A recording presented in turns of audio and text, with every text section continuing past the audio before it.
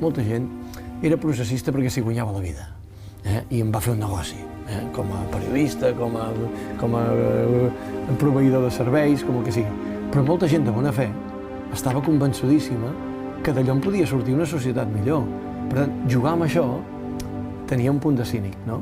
I això, sostingut en el temps, que ho continuessis fent el 18, el 19, el 20, no? I sota el 155, no? Estar de directiu sota el 155, però alhora... Però això és greu el que m'està dient, perquè llavors vol dir que ens estaven enganyant a la societat catalana amb el tema del procés. No tothom, no? S'ha d'afinar, Això sempre s'ha de posar noms i cognoms. Però que hi havia polítics que sí. Com avui en dia n'hi ha a tot arreu i a totes les cases. Benvinguts a la vida adulta. Molta. El texto de la Declaración de Independencia se votó en el Parlamento. Bueno, no se votó el texto de la Declaración de Independencia en el Parlamento, señoría, no se votó. No. Estaba en la parte declarativa, no en la parte resolutiva, señoría. Pero usted me está hablando del día 27 de octubre, no del día 10. Ahora. No, yo ahora ya le hablo del 27, del que se firmó después, el del 27 de octubre que se firmó después, no se registró, ni fue presentado ni se registró en el Parlamento. No, señoría. Y entonces, si no le importa explicar qué es lo que se hizo con ese texto en el Parlamento, porque no se registró. Bueno, pues fue una declaración política, señoría. Una declaración política de los diputados y diputadas como representantes de los ciudadanos. Una declaración política que no se hizo en el hemiciclo. Entonces fue una declaración política. Sin presentación ni registro. No, señoría. Pero en ese texto que declararon, me dice usted que es hablar por hablar. Como está. Bueno, es una declaración política, señoría. Una declaración política simbólica, sí. Señoría. Simbólica. Bueno, yo creo que es una declaración política, como tantas otras muchas han habido en el Parlamento, sí. Pero no se inició ningún trámite parlamentario, porque, como usted ha dicho, no se registró ni se votó. Claro, entonces, con muchísimo menor entidad que cuando dice que sí se han tramitado, registrado, admitido y dado curso y trámite y aprobado estas propuestas o resoluciones, y usted me dice porque todo se puede hablar. En esta declaración era diferente. Es lo que le pregunto porque no lo entiendo muy bien. Es que, señoría, esta declaración no tuvo nada que ver con la mesa. Es decir, esto fue una propuesta, entiendo, de los grupos parlamentarios. Es decir, fue una propuesta, no tiene nada que ver con la mesa. Es decir, eran propuestas de resolución y, como sabe, las propuestas de resolución son declaraciones políticas. Es una declaración política, señoría. La parte propositiva que se votó y además no fue publicada, señoría. Por tanto, es una declaración política simbólica, por supuesto, sin efecto jurídico, como toda declaración.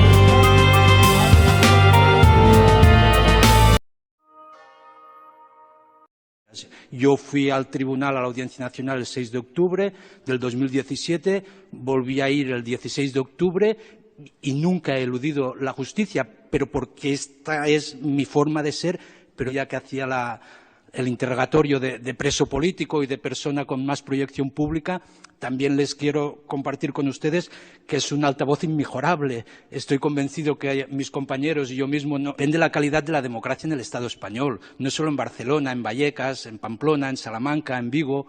Y supongo, una vez más, todos los demócratas del Estado español pues nos vamos a unir en defensa de lo que siempre hemos defendido, que es la democracia y la libertad de expresión. Yo creo que pues es un día que va a durar años, ¿no? Están acusando a nosotros, la extrema derecha, el fascismo, acusando a los demócratas, que con mayor o menor acierto lo que estamos es intentar defender los valores de la democracia que compartimos entre todos.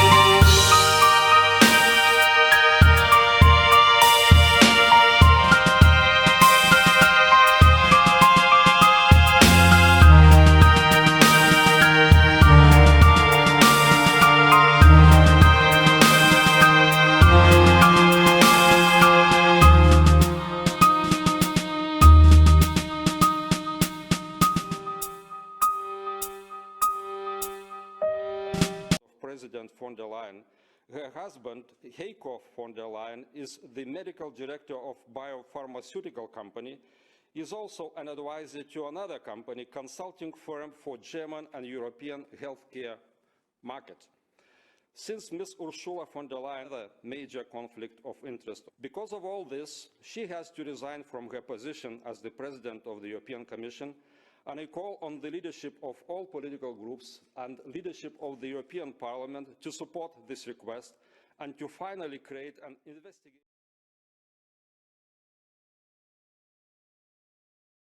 Sant Jaume per reclamar un govern nítidament independentista. Avui hem convidat a la seva presidenta, que ja ha vingut alguna vegada en aquest programa, Elisenda Paluzie. Bon dia. Bon dia. Benvinguda. Ahir va haver aquesta reunió entre Esquerra, Junts, la CUP, hi va haver aquest principi d'acord. Estàs satisfet amb el que va passar ahir amb el resultat de la reunió? A veure, és positiu que seguessin, i en el context de que semblava que s'havia trencat tot el cap de setmana passat, doncs el fet que seguessin, ho fessin públic i tanquessin un acord de mínims. El que passa que, com sempre, en tot aquest procés que ja portem 3 mesos, després no sabem què significa el que han signat.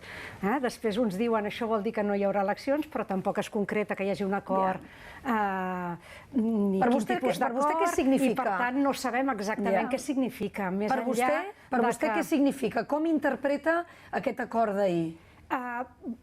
Crec que és un esforç de la CUP, que va ser hàbil i intel·ligent de forçar aquesta reunió, fer-la pública, i d'alguna manera els va forçar, els va interpel·lar tots dos, i van posar per escrit coses que en privat ja ho sabem. Vull dir, moltes d'aquelles coses estan en el pacte que van signar d'investidura la CUP i Esquerra, altres sabem que més o menys s'estan acceptant, diguéssim, aquesta manera de conjuminar el diàleg I la confrontació o l'embat o aquestes paraules que s'utilitzen, aquest tipus d'equilibris i el fet que diguessin que això serà en aquesta legislatura, a l'exercici del dret a l'autodeterminació en aquesta legislatura, jo crec que una mica és aquest consens en l'estratègia que més o menys els tres ja fa temps que l'estan teixint. Però aquesta estratègia independentista és la clau, senyora Palucia, l'estratègia independentista fora de l'acord de legislatura? Jo crec, no ho sé exactament. Se'ns fa molt difícil interpretar quin és el problema que estan callant, perquè jo crec que es diuen unes coses i en realitat n'hi ha unes altres. En tot cas, nosaltres, l'Assemblea, evidentment, per nosaltres el que van signar ahir és molt de mínims, no és el nostre projecte, no? El nostre projecte, sabeu, i l'he vingut i l'he defensat aquí, doncs no creiem que aquesta estratègia de demanar el diàleg i un referèndum acordat i l'amnistia a Madrid, a l'estat espanyol, porti cap resultat i que, en paral·lel, això ens pot fer, diguem-ne, que doni una sensació falsa d'estabilitat i aquí ens desmobilitzem, no? Per tant, ara, dit això, també som conscients que Esquerra Republicana ho portava al programa i que del bloc independentista és la que ha estat guanyadora dins del bloc amb 33 diputats, però els altres en tenen 32 i la CUP en tenen 9. Per tant, això els obliga a tots ells a cedir per un acord. I l'acord és bàsic, l'acord independentista, i per això nosaltres parlem d'acord independentista, parlem de govern independentista, no entrem en la composició. Per nosaltres, idealment, un govern fort seria el dels 74 escons independentistes, és a dir, les tres forces. Voldria dir que hauríem arribat a un consens tan gran que les tres governarien juntes, que a més a més no és només que governin juntes, per nosaltres és que facin passes per avançar cap a la independència. Per tant, que hi hagi coses concretes en aquest camí a la independència, des del govern. Aquí és on es posen d'acord, no? Llavors, si això, que és el nostre ideal, no s'assoleix, ara també estem en una situació que estem en l'abisme de les eleccions. Fa un moment sentia el Toni Aire que ho deia i nosaltres vam tenir aquesta sensació. I això sí que és molt perillós, perquè aquí hi ha, i crec que nosaltres hem de fer una apel·lació, i ahir també la feia el Jordi Cuixart, jo la vaig fer també al matí. Aquí hi ha moltíssima gent que no viu de la política, són milers i milers de persones que durant anys i anys han estat destinant temps, sacrifici, diners a aquesta causa de l'objectiu de la independència de Catalunya. Llavors, i sempre han respost, sempre, abans de l'1 d'octubre, després, ara durant la repressió, 14 milions d'euros pagats en fiances. El 90% de les aportacions a la Caixa de Solidaritat són de menys de 250 euros. Això significa que són molts i molts, desenes de milers de persones que o aporten diners o van a una concentració o treballen de voluntaris, de coordinadors d'una territorial de l'Assemblea o estan a Òmnium o estan en un CDR. No es pot malbaratar aquest capital social.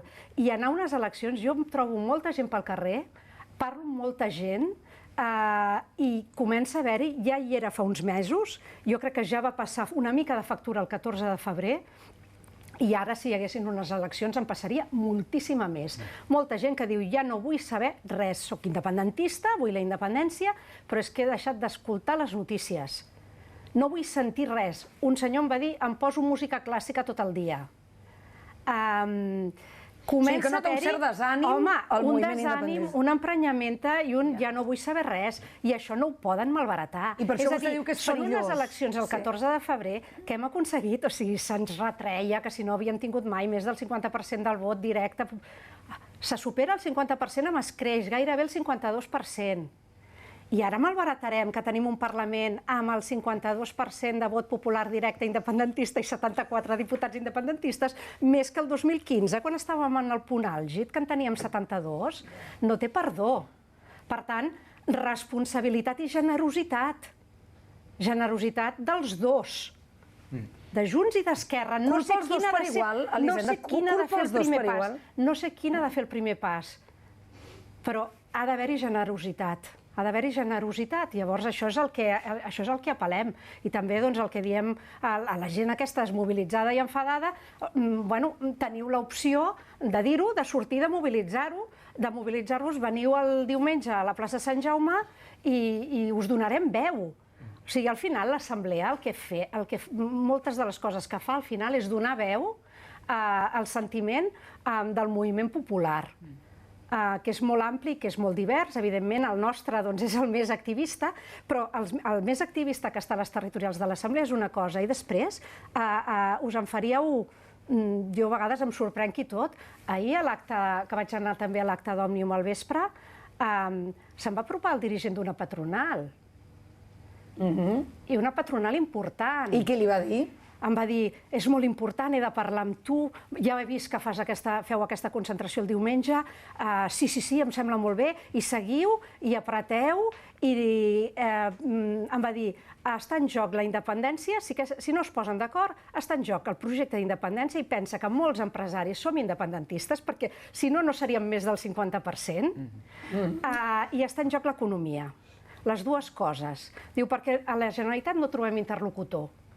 Diu, estem anant tot el dia a Madrid... Això li va dir el dirigent d'una patronal catalana. Sí. I, per tant, és urgència nacional i social. El tema de la gestió, se'ls hi suposa, que per això els hi paguem, i després tenen, han mobilitzat a la societat s'ha mobilitzat, la societat els ha donat uns vots amb un objectiu concret polític, que és el de la independència. Per tant, també seria responsable que es posessin d'acord per fer passes endavant. I llavors...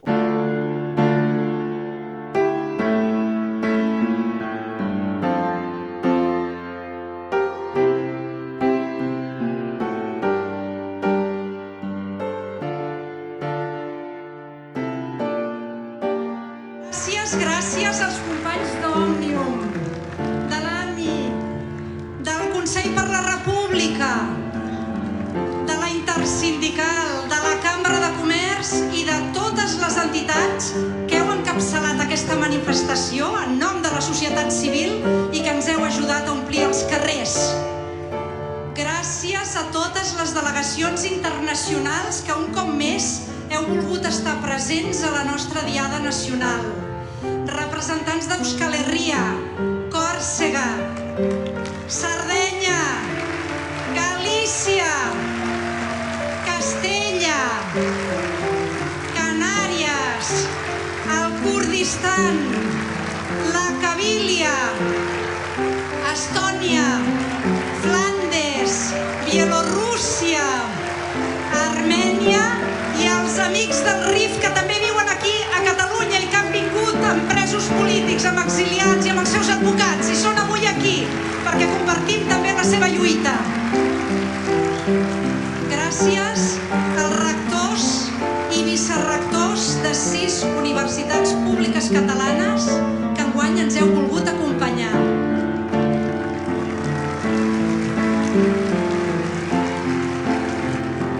Com també deia l'amic Jordi, per primera vegada en 4 anys tornen a ser-hi 9 persones molt especials. Els 9 presos i preses polítiques tornen a ser amb nosaltres al carrer.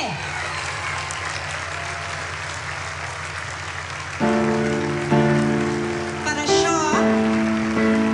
això és una alegria immensa, enorme, poder compartir el discurs amb el president d'Òmnium, l'estimat Jordi Cuixart, que com ja m'imaginava m'ho ha posat molt difícil per parlar després d'ell.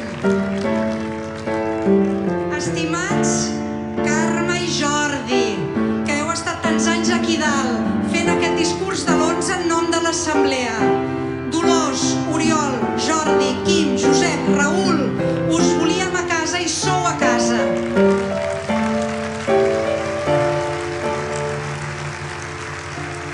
Ens omple de joia que avui sigueu aquí, però us volíem lliures i volíem la llibertat completa del nostre poble i no la tenim encara. A més, avui no hi som tots. Falten els exiliats.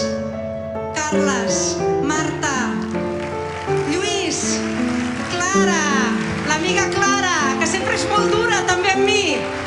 que sempre em fa pensar. Toni,